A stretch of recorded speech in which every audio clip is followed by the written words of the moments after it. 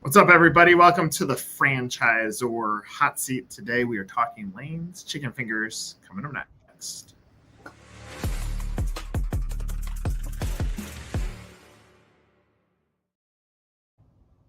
right, Garrett, actually, we start with you, then we talk Layne's. So as simple of a question as this is, everybody has like a laughing response to it, but how did you accidentally fall into franchising? What's your personal background story on franchising?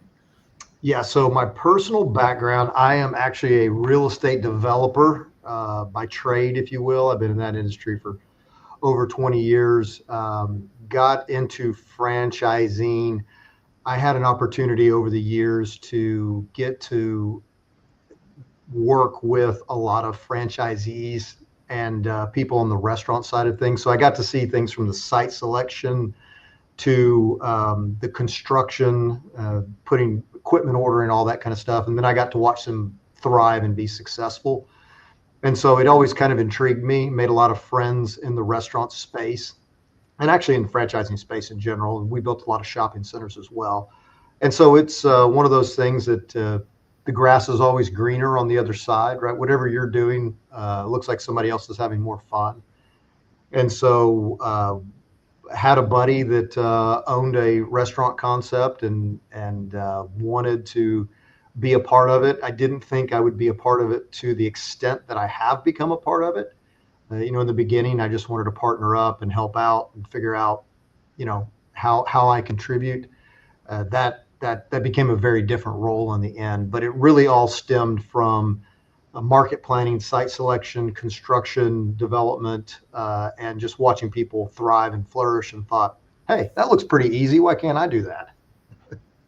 All right, a bunch of things that I want to unpack in this opening. I think of I was walking a street in Chicago. This is probably 10 years ago, with pretty powerful multi-unit guy, and we looked at a yogurt brand on one block, and we looked at a bubble tea brand on another. And he goes, the yogurt brand should be doing, I don't know. He goes, $1.5 million. It was like 1.7. He goes, because look at the location and the build out. We walk a block off the beaten path. He goes, the bubble tea concept's not going to work. I remember him talking about, like, it could just be that simple on a real estate selection, that you're one block off, and it means that whether something survives or not. Obviously, if there's some sort of buzz behind the brand, maybe it can. But I remember that in the bubble tea concept, gone, long gone, good brand, but gone. But it was all based on the real estate selection. When you think back towards all these different operators that you helped, and really it might be the difference of just going cheap on your final decision, even though like the long-term play has tremendous impact. Like, is that something that you've carried over to now your approach with Layne's? Yeah, 100%. No, there's too many franchisees and franchisors that miss that finer point. I've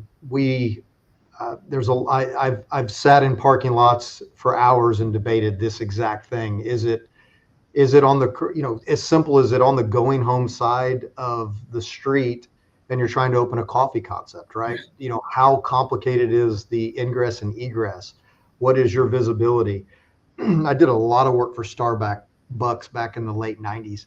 And we used to always say we want to be on the going to work side of the street, through the light and on the right. That was through the light and on the right, because we wanted to be through the light because people had to look up at the light, give them an opportunity to see our facility and pull in there, rather than being too off the corner and down in there. It makes a huge difference.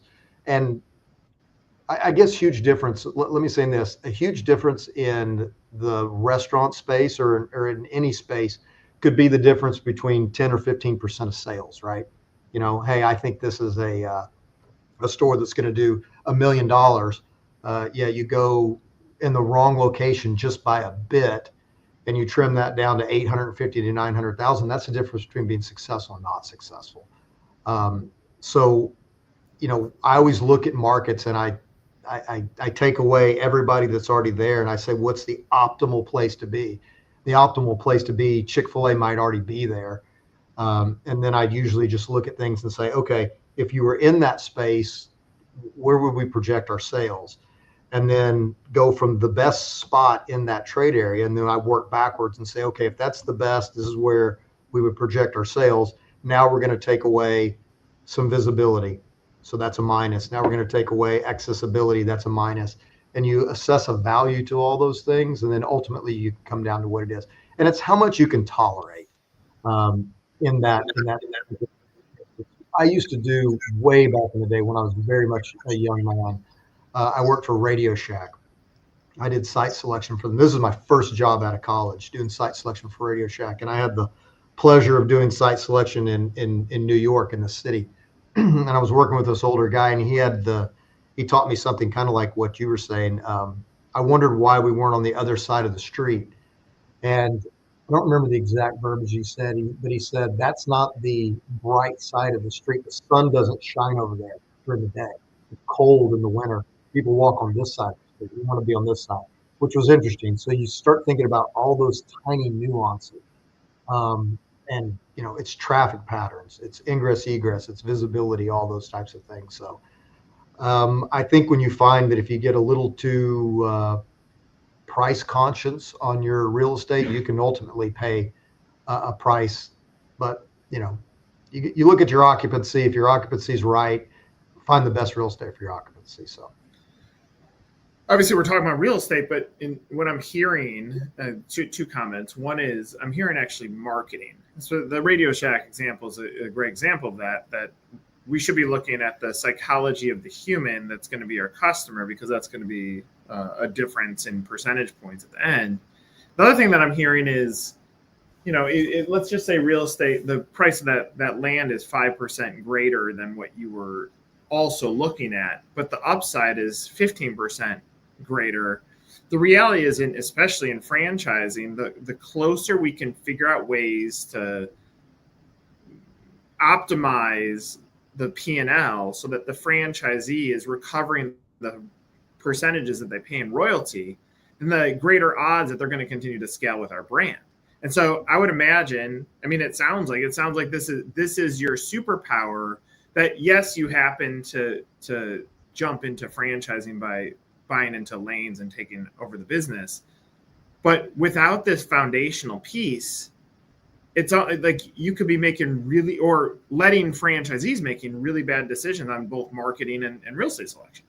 We could, yeah. I don't know if I have any superpowers. I'm probably the Robin of the superheroes, but I'm not really sure what his superpower is.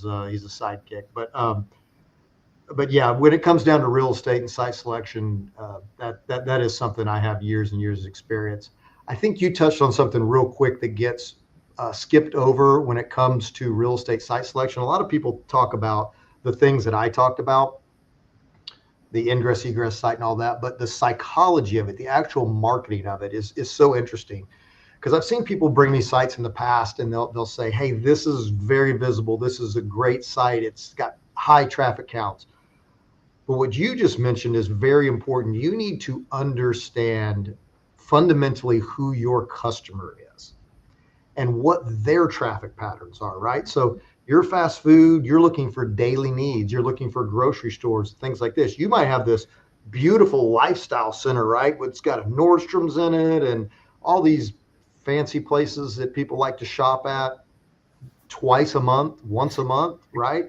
And it's super visible. I like to call them the Statue of Liberty locations. Everybody knows where they are. Everybody sees them, but hardly anybody ever drives right by them. That's a great billboard, but we're not looking to build billboards. So I think one of the very first things you have to do as a brand, if you're out there or as a franchisee or franchisor, you got to be able to find somebody who can help you understand who your customer is and what your customer's traffic patterns are. Yeah. So really that's the foundation that everything afterwards is built upon, because you might find that the product that you're selling actually works really, really well in line, buried back in a shopping center for whatever reason.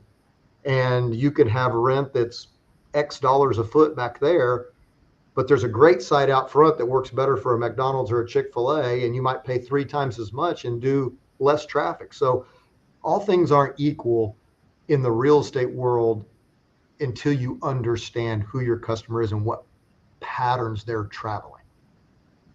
I'm going to tell you what the question is. I'm going to say another statement. My questions are, do the franchisees respect this institutional knowledge when they're going through the process. And my comment is, I think many brands sell a product. I don't know. Like, I know Layne sells a product, Right. but when I'm hearing about like your approach to real estate is a tremendous, especially in a game of inches or a game of pennies. It makes such a big impact that what you sell is not chicken fingers to franchisees. What you sell is real estate selection and the simplicity of operations. Then we can get to the product. But like, our franchisees respect, like, everything that you're saying. Like, if I'm going to buy into Layne's, I'm buying into what you're telling me now, not how good the product is. Yeah. So that is a great question. And let me answer it by saying this. Above my office here, we have a sign that says "Protect the brand and protect the franchisee." And that is the core mission of the office here. Everything we ask is, do we protect the brand? Do our decisions protect the brand, and do our decisions protect the franchisee? What you won't find above my office is the core values that we have at the store level about cooking chicken and serving guests and all that, because at the end of the day, our job in here is to be servants to our franchisees. Right. And so, yeah, we are in Layne's as a brand is in the chicken fingers and milkshakes and French fry business. But when you come into here and you talk to our marketing department or our real estate department or our IT guys or our operations guys here, we're not in the business of selling chicken fingers. We're in the business of supporting our franchisees. So you asked the question, how does that translate? Well, I think for our current franchisees, it translates very well. Do we communicate that adequately to potential new franchisees or partners, whatever you want to call them? I hope so. Last year, we were super successful in bringing on groups. We built an incredible infrastructure here to support them. But, I guess that's where it comes down to us communicating that, here's what we do well and here's how we support. So let's jump over to the brand.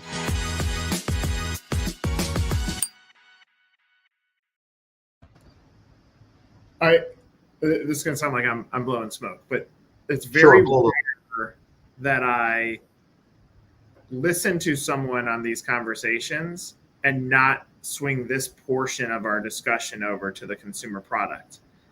But I'm not, like, the consumer product at this point in our conversation doesn't even matter to me, because the last thing you just said before we shifted gears here is, we're in the business of, at this office, we're in the business of supporting our customer, who's our franchisee. And ultimately, all of the success that you're putting, the infrastructure that you're putting behind the business is going to allow them to be more successful, which in turn now is resulting in tremendous growth. When, like, to zoom out, because obviously you're buying into a franchise, but you stayed on the real estate side and built up your success and wealth that way first.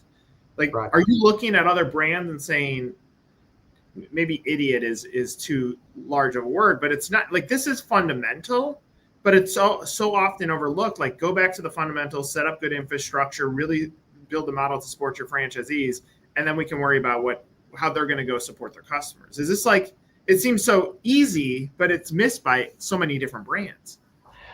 Yeah. I guess to answer your question, do I look at other brands and say they're idiots or something like that? My entire life, I've just looked at life like this. Life is a long race. The race is long, and in the end, it's just with yourself. I'm not truly concerned about what other people's mistakes are. If somebody asks me for advice, I'll give it to them. But so yeah, I don't really worry if they're making the right moves. I like to look and see what they're doing to see if I can learn something from maybe their mistakes.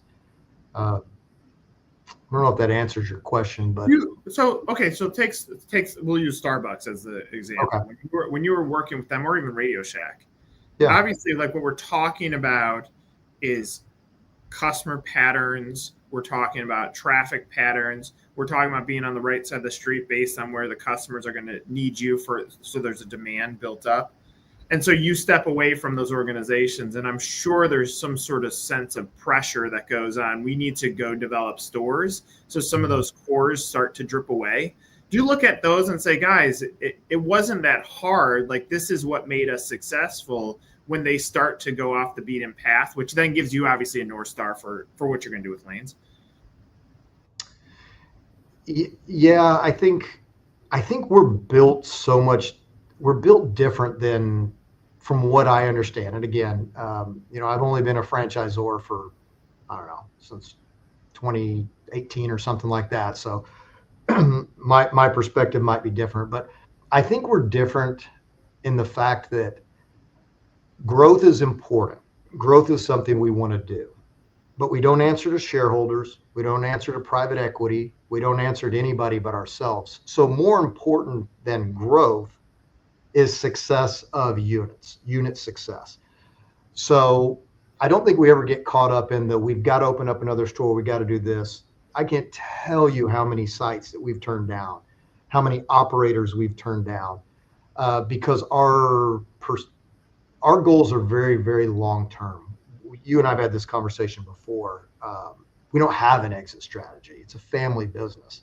It's a sense of pride with what we're doing. So we haven't run into those follies of doing a bad deal, if you will, just for the sake of making sure you hit your 30th opening or whatever it is. We really are measured, even down to when the stores are under construction and opening, how we let them get open. If they're not to our standards, we have a director of construction. He goes and punches sites. Sometimes the franchisees get a little frustrated with us when we say it's not perfect. Like, we need all the way down to the landscaping. We had a meeting about that today. We want the presentation to be correct before we open up to the public. So I think our perception or our perspective is, yes, we want to grow. Yes, we want to be the dominant chicken finger brand out there. But we're not doing it to reach some goal that some PE firm set or some shareholders set for us. It's all about that particular unit's success. And if we can make that unit successful, then we can make the next unit successful. And that franchisee will continue to open units. The day we start saying, yeah, get it open because you want to get 3 of them open this year, 6 of them open this year, we will fail. Or we won't experience the type of success we've experienced. Like I said, slow and steady wins the race. Just turn out good product and execute well, and you'll be well. Yeah, I mean, I'm oversimplifying this, but it's such a simple model. Obviously, you have the benefit of building up success prior to doing this. You're an emerging brand, but you're a well-capitalized emerging brand because of what you've accomplished in your career prior to this. That allows us to make some decisions that, emerging brand Y might not be able to, because they need the capital from franchise fees to keep the lights on. But that all, we're talking about such strong fundamentals. Of course, you make a franchisee successful, they're going to validate and they're going to scale. Like, this is not brain surgery; it's very fundamental. But right. I can say it's working. If I shift it over to the customer, the consumer, how proud of the product are you? Oh, I think we absolutely have the best product on the market. It's to operate in the QSR realm and to have the quality of product we have. I mean, there's not a lot of, I can't even think of one, quick service restaurants that are actually making sauces still in house. That are cooking, hand battering, cooking chicken. There are a few of them out there. But the product quality that we have is second to none. I mean, our milkshakes are premium, our French fries are fantastic, and our chicken is just, it's absolutely heavenly. I love the product. One of the reasons I bought the brand was because of my love of the product. It's truly a craveable product. And I think when you're selling food to someone, you want something that somebody craves, because you're not going to eat chicken fingers every day, right? You're going to have chicken one day, burgers one day, tacos one day, salad one day, right? You want to get in the back of somebody's mind and you want them to go, that's the chicken finger I want to eat again. You want that craveable. Our sauces, our chicken are craveable items. And so I'm very proud of that. All right, but what I'm hearing, like, again, I keep on going back to the real estate side, because I'm wildly impressed with what you've done there. You mix craveable with right real estate selection. and obviously ease of operations or speed of order to delivery. The reality is, even if that's just one more use by the customer than everybody else, because they're driving home, you're placed in the right area, you know you're capturing their attention, the craveable side of the product's already there, and they can get it much easier than going to place X, then you just capture every customer one more time, then the unit level economics skyrocket too. Oh yeah, yeah, and I truly believe that's why we're finding success. It's not one thing. I mean, we could have great food and poor execution or poor real estate. I mean, you have to, all the pieces have to come together. One of our, we have two different levels of core values. We talked about the ones here, at the store level. It's that HFF, that hot food fast, PET, perfect every time. We have those things that we got to execute to, but it takes everything. And you can't rest and say, hey, I got a good piece of real estate, but I'm not going to execute the food properly.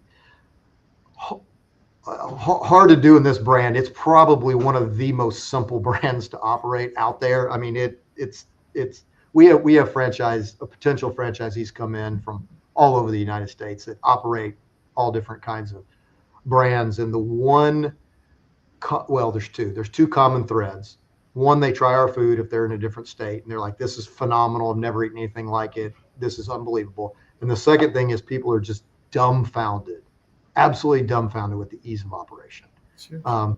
Now, don't get me wrong. People can still screw up an easy operation like ours, right? You still have to focus. It's still the restaurant business, but yeah, those two things, ease of operations is there. Let's touch on the investment.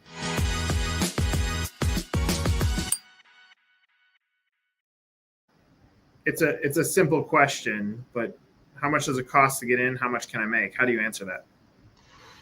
Okay, I'm going to be real careful. When I first got into franchising, there's a lot of regulations, right? So we do have, the item 19 in our FDD that shows the numbers. This is an answer that I would hate for anybody to tell me, but it depends. Like, we have our numbers. We know what our equipment package costs to open, a couple $100,000. We know what the signs cost. We know what the POS costs. It really comes down to your real estate. That's your biggest investment. Are you leasing your real estate? Are you building our new prototype from the ground up? What is your dirt cost? Are you buying an acre of land for $500,000? You're buying an acre of land for $1.2 million. It depends on what your infrastructure costs. And what I mean by that is, we know how much our building costs to build. We've got that number down. We know exactly or we know in a plus or minus. But are you building on the side of a hill? Do you have utilities brought to your space? How much does concrete cost in your particular market? One of the real benefits we have is, you think we're good at real estate site selection. Our construction guy is unbelievable. He's Justin is fantastic, and so that's another process that we handhold you all the way through. We've got some guys in Virginia right now that took over the lease from a Burger King franchisee that was retiring, didn't want to run Burger King anymore. Justin went in, did an analysis of the building. We looked at what we could do. Easy conversion, beautiful building. We just did it in Houston. Took us about 90 days to convert a Pollo Campero. Very little cost to get into it. What we'd like to look for at the end of the day is, we want to see somebody be able to recoup their costs within 3.5 years. I mean, that's it. Whatever capital you put in. So Matt, my partner, and Samir, my other partner, we really focus on, once you've selected a site, we sit down with Justin. We talk about what the cost is going to be to open a Layne's. We look at what the sales projections are. We look at what our food costs are, what our labor costs are, and then we just work backwards.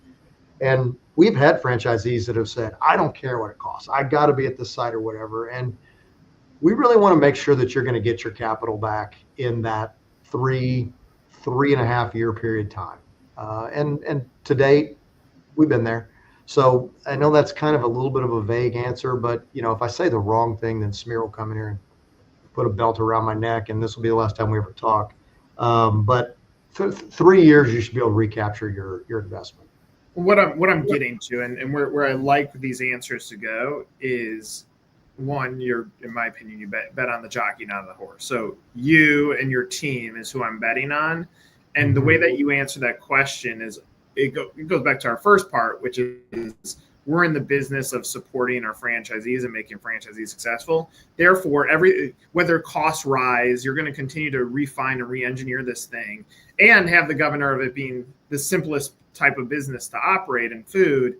You can keep going back and make those adjustments. And as long as me as a buyer trust that you have my back in this, then those costs, the variable in those, especially if I have enough capital to not bleed out when I get into this, then I'm betting on you. Last part that I want to hit is the vision.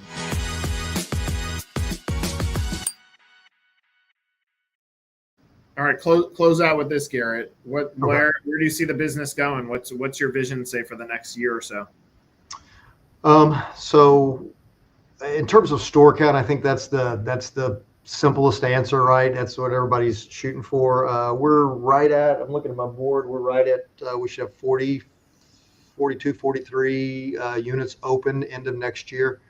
We're trending to more than double in size. We'll end this year with 20, so 25 next year, and continue on that pace. 2026, hopefully we'll open up 60, 70 units. As long as we have the right team to support the growth, then we'll continue on that trajectory. By 2030, I'd love to be a couple hundred, 500, 600 units. I don't know, something like that. In terms of goals, I mean, more importantly than how many stores we have open, I just want to be able to say that I have successful units open, right? So really, if we have 30 units open by the end of next year, but we can have our franchise conference that we're having here a couple months and say, hey, everybody's finding success, then actually that's the win, right? So yeah, we have targets where we want to have units open, but really just if everybody can come to that conference and not be pissed that they got the one site that's not working out, then I would consider that true success. Silly question, but the brand's been around for a long time. 30 years. Your approach here, I mean, you're talking about being in franchising for 6 years. Yeah. Was it the brand just needed a mindset shift? Is that all this was? Because it's not like this is an overnight success story from a brand standpoint, but from franchising, you've plugged in so many pieces, and that you can sit here without, not even as a joke, you're like, yeah, if we get to 500 stores and all of our franchisees are happy, then that's success for me. It's so huge. Was it a mindset shift on this thing? Yeah. So when Mike ran the brand for 20 plus years in College Station, one day if you get to meet him, he's just a good guy that made a lot of money running a couple restaurants in College Station, Texas, and he's got his ranch and his family, and he was so into the community and just servicing the kids there in College Station, and didn't really ever want to grow the brand. Knew he had fantastic food, knew he had a cool cult brand that just he knew he had all those pieces, but just wasn't ever his desire. That isn't what he wanted to do. And so, in fact, when we first talked to him about partnering and getting a place in the brand, he said, you know what, Garrett, I tell you what, for the last, I don't remember, 18, 20 years, he goes, at least once a month, as long as I've been doing this, somebody seriously will come to me and either ask to be a franchisee or to buy this place. He goes, it's once a month. It's sometimes twice a month. He goes, it's been going on for, whatever the number of years was, 18, 20 years. And he goes, you're just the number 5,000th person that's come and asked me to do this. Luckily, it was the right time for him to say, yeah, I'm going to spend more time with my cows on the ranch. But yeah, if Mike wanted to, and he had the desire to, we started 2 years before Raising Cane's ever even thought about opening a door. So I would argue with the quality of our food, the simplicity of what we do, we'd probably be bigger than them. But then you and I wouldn't be having this conversation. Sure. But it was just his small town charm. Don't want to change. Why go do something when I'm just really happy doing what I'm doing? Well, my final comments are this. I've gotten to know you. You're one of the good guys in this business, and I think it's because for you it doesn't start with greed, and I think that's probably based on your life story up to this point. And so with that mindset attached to a business backed by your institutional knowledge of real estate, I look forward to watching this back next year and the year after and just watching how far the business comes, because I also know you're going to protect the brand, which means someone can't just watch this and say, let me come knock on the door. They have to check the boxes. They got to pass the beer test, and they got to be able to show that this is not just some play thing in the background. Like, they want to be a part of this rocket ship. And so for me, I'm grateful that I'm microly associated with the business because I'm watching what's happening. But I think if we stripped away lanes and just said, let's build out a good blueprint for good business, that's what you've done. And therefore you could plug in just about any widget as long as it had a place in the marketplace. And because of those foundational elements being so strong, a franchisee would find success under your leadership. And so I'm grateful for this. I'm grateful that we got to have some time to talk about this, and I'm very much looking forward to seeing where the story goes. Well, thank you. Those are truly kind words, and we're having fun. We're doing cool things. I just want to keep doing that as long as I can. Love it. For Garrett, I'm Nick. This is another episode of the Franchisor Hot Seat. Take